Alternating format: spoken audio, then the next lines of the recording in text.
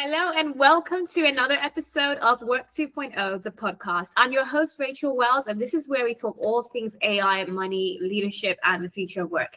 Today, I'm joined by Ben. He is the CEO of Singularity.net, but most importantly, you may not have heard of Singularity.net, but you would definitely have heard of AGI, Artificial General Intelligence. Welcome, Ben, to the show. Hey, yeah, great to be here. And yeah, lots to talk about with AGI these days. There is a lot to talk about. It's a hot topic. Can you break it down in layman's terms? Because I think that term is often interchangeably used with, super intelligence and AI. For people who don't know what AGI is, how would you describe what is AGI?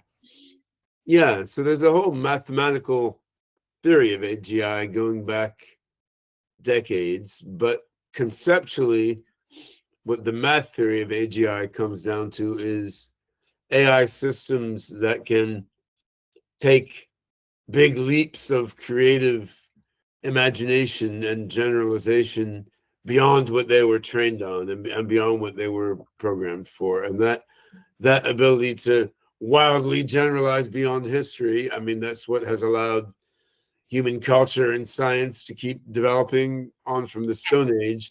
It's also what you see in every preschool with a 2-year-old kid, right? And I think the term has been used in a variety of ways in the last few years since AI has become more and more of a popular and commercial thing. But the definition I just gave is sort of how we were thinking about it when I released the first book on AGI in 2005, when we started the AGI conference series back in 2006, which seems like multiple geological epochs ago by now. Yeah. It does feel that way, right? So am I right to say, I'm just interpreting this back just for our listeners, am I right to assume that basically AGI is kind of like AI running on its own course, like hands-free kind of AI? Is that what it is? Like it has its own mind, it can do things independently, completely free from humans. Is that what AGI is? We have to be careful, because a system like OpenClaw or like our new Omega Claw system that we're releasing in a week or two, which has more AGI-ish flavor than OpenClaw, but these systems, they are in a way autonomous agents. Like they will keep doing stuff even if you're not telling them to do stuff, and they can even modify their own code, and that's a lot of what we put into our new Omega Claw thing. But yet they're still doing so based on the ideas that people fed into them, right? So as long as these systems are heavily guided by large language models like Claude or OpenAI or Kimi or Quen, the open source analogs, I mean, these LLMs have a whole bunch of human knowledge that's analyzed and sort of frozen into the model. So even if a system is agentic and kind of charting its own course on the surface, if under the hood it's relying on these big frozen language models that just embody a bunch of human knowledge, I mean, it's still not able to take a big technically it's not generalization the way that even a 2-year-old kid can. So you can be agentic and you can make some new leaps, and I mean LLMs do that now, right? That they do come up with new things that haven't been done before, but it's sort of drawn from the scope that humans fed into it, right? I mean, if you look at human history, I mean, in the year 1900, there was no jazz, there was no neoclassical metal, there was no hip hop, there was no grindcore, right? Like these things really were not there in the distribution of music in 1900, in the same way that quantum mechanics and relativity theory were not there in 1700 in the scope of science, right? Now, you could say that most people don't make a big, wild, creative leap beyond human knowledge either, but we do collectively, right? And the fact that we do is why we're not in the Stone Age and anymore. So that there's some aspect of AGI that's not yet captured by current AI systems. I do think we can get there within the next few years, but I also think some new ingredients are needed beyond what we have in commercial AI systems right now. That's actually quite intriguing, because right now it feels like almost like, okay, is AGI quite aspirational, because right now we don't have it yet, but you can actually see it happening within a few. I know Sam Altman was saying the same thing, that it's very soon, it's not too far away. And you agree with that statement, right? Yeah, I agree with him that we're likely to make the breakthrough to full-on human level AGI within the next few years. I don't know that I agree with Sam Altman precisely on what's the most likely route to get us there, but I think he would also agree that you can't just scale up LLMs. Like it's not just train a bigger and bigger language model. I mean, Sam Altman also understands you need different ways of managing memory so that the system understands what it's been doing for a long time. You need self-modeling so the AI understands who and what it is and who and what. It's like creating its own brain, right? Yeah, and you need continual learning so that the base model keeps on updating based on each new experience, rather than being like a frozen model, right? It's like there's no Rachel Wells 5.4 who was just frozen and then does inference but doesn't update the base knowledge, right? For each of us, our base knowledge is a dynamical system updating, of course, all the time. But I think so. Everyone understands we need better modeling of self and other. We need better memory. We need continual learning. I don't think everyone in the field, even those of us who are AGI optimists in terms of timing, we don't all agree on what the next breakthrough is going to look like. We do agree another breakthrough is needed, but the thing is, there's so much resources and so much enthusiasm and so much momentum behind the AI field now. Yeah. I mean, it feels like it's very possible to make some big breakthroughs in the next year or two. I mean, and I was on vacation for the last week, and I don't take a lot of vacations, but I've got two little kids who went to Florida for spring break, right? 2 days after we hit Florida, it's like Anthropic launches Mythos. Cybersecurity is broken, right? It's like you can't go away for a week without something crazy and revolutionary. I know. Every week there's something crazy happening in the AI world. You can't catch up with it all. Yeah, we're totally in a regime where even though some breakthroughs are needed to get to human level AGI, like we're in a regime where a lot of breakthroughs can happen in a 1 year period. Like a year is a long time in AI time. Right, yes. So thinking about, okay, we're talking about AGI, and then there's another term called ASI, super intelligence. Are those interchangeable, or are they completely different? They are related, but not identical. So AGI, there's a precise math theory behind that. And I mean, it means the ability to generalize beyond your training and programming. And there's a precise definition of what generalization means.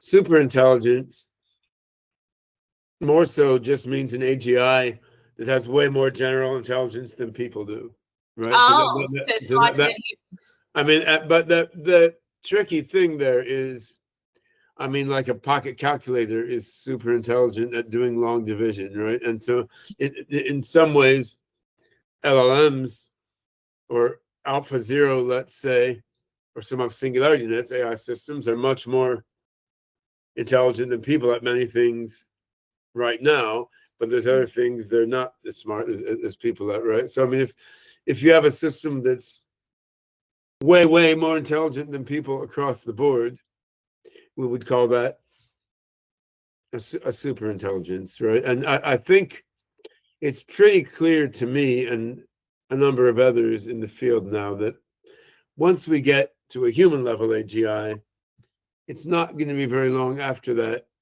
before we get to a super intelligence with massively Of course, greater than you just human need to level general pass. intelligence. You just need to pass that initial roadblock. Yeah, I mean, it seems obvious to people now. It's worth remembering that 5 years ago that wasn't obvious to people. Like 5 years ago, people were thinking more like, well, okay, we may make a simulated human, but then maybe that's it. Like maybe humans are as far as you can go according to the laws of physics. But now that we see how good LLMs are at doing math, at doing programming, at doing science, it's pretty clear. Once you get something that can imagine creatively and generalize the way that people can, you plug that together with something that does math and programming at the level of top LLMs, pretty soon you're going to be way beyond the human level. And that, I think that's both exciting and scary depending on your orientation, right? I was just about to say, so considering that you're saying this is potentially going to be viable in the next couple of years, okay? And if that's the case, I'm thinking about professionals, in the world of work. Like you said, that can be quite a scary reality. Having something that's perhaps just as intelligent as you, and then potentially even more intelligent than you, where does that place people when it comes to work? We are already seeing job displacements because of AI. That's likely to bring more job displacements, right? And then if that's the case, where do people find meaning in work? Because obviously we know work is an integral part. I think that once you have a human level AGI, then a super intelligence shortly after that, the vast majority of human jobs become obsolete, and this work can all be better done by AI systems. And on the whole, that's a feature rather than a bug. There's a lot of more rewarding things for humans to do than sell the hours of your life in order for money. So I think, yes, people who have become accustomed to deriving meaning in life through work will have some adaptation to do. With all due respect, and I'm one of these people, right? But with all due respect, I think that's one of the smaller problems our species is going to face as super intelligence unfolds. I do think that there are some job categories where you will still want humans to do things, like a preschool teacher is a go-to example, right? I mean, you want humans to help teach your young humans to help become good humans, and I mean that's kind of a human to human thing, and there are examples like that.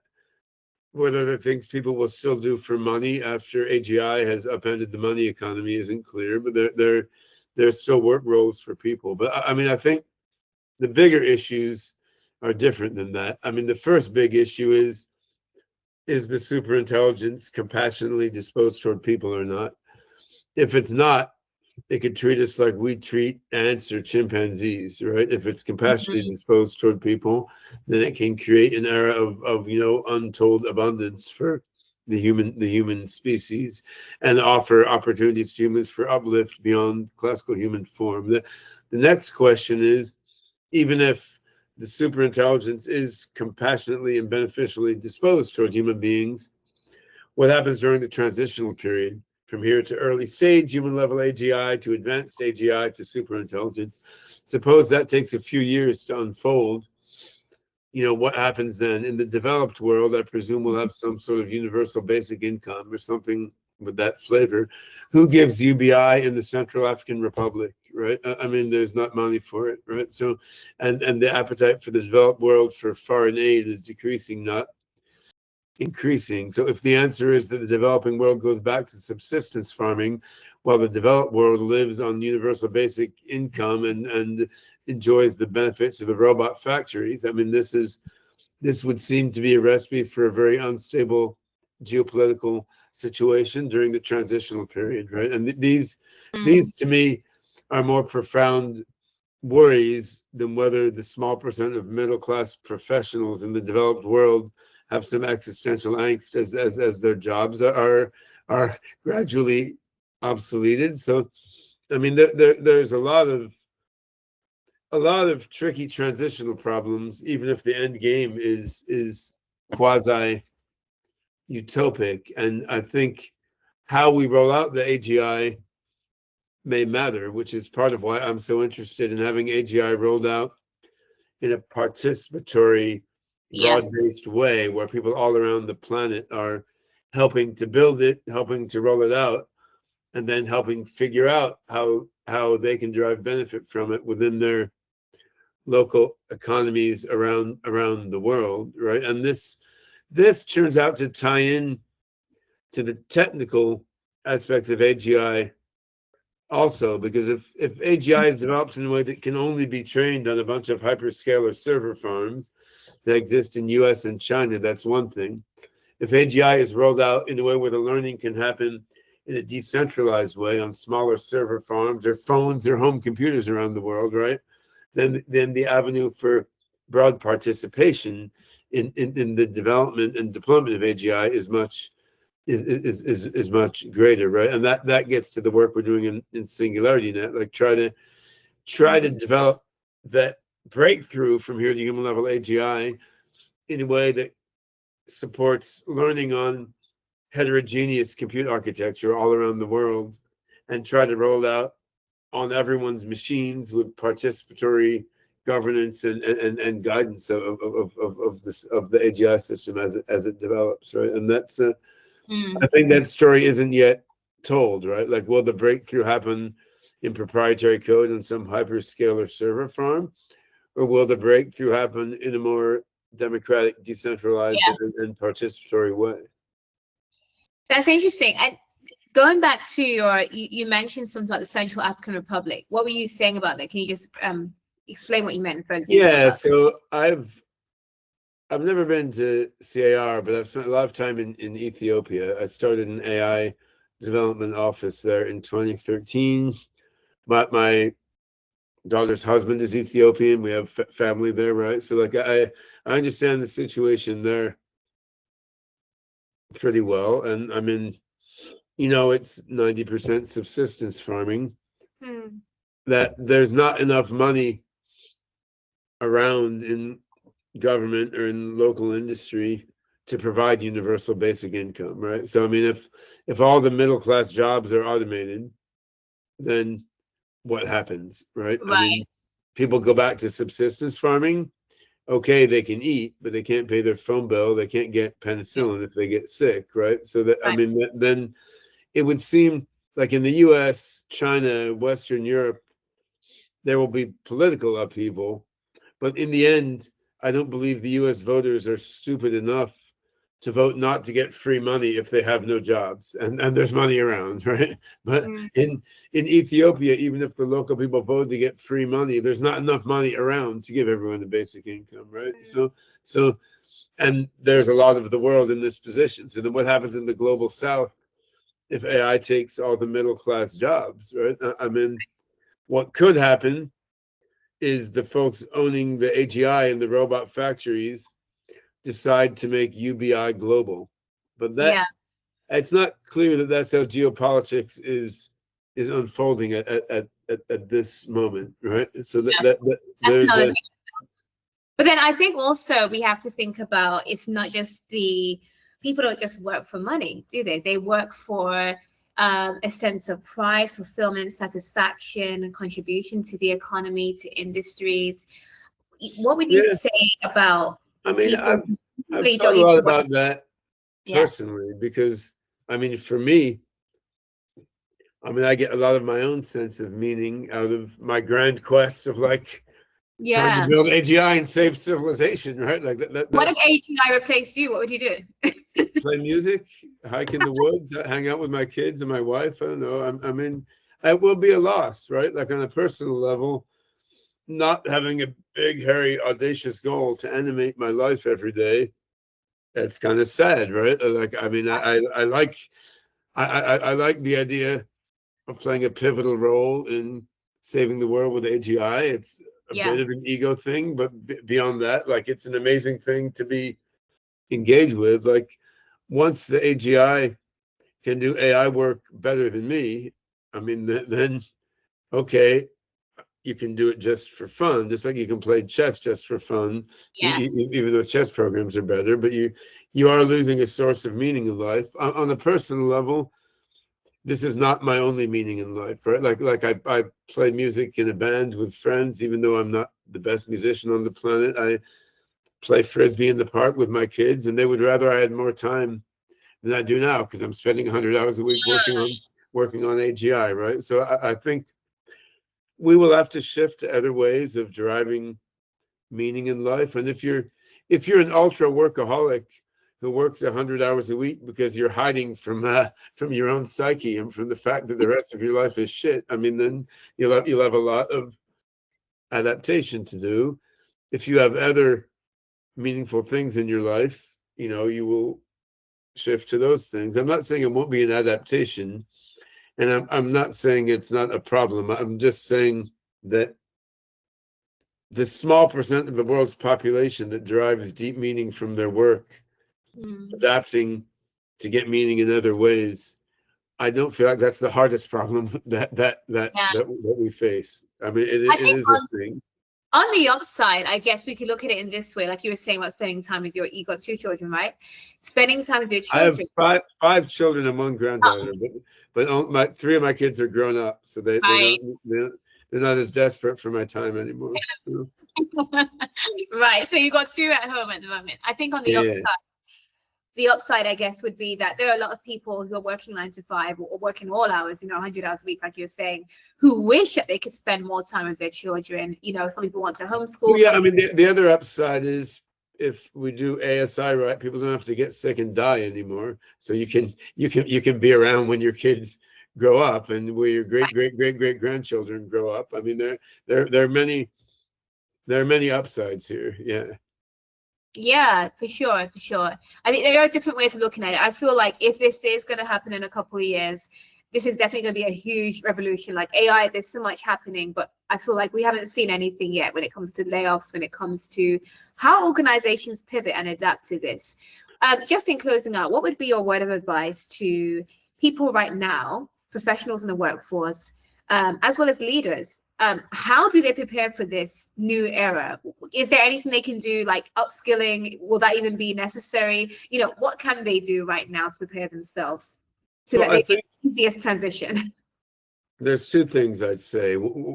One thing is, once superintelligence does come, assuming it comes out beneficially for our species, what we're left with is ourselves, our own minds and bodies, and our friends and family, and our human relationships, right? So, That's what I mean, matters.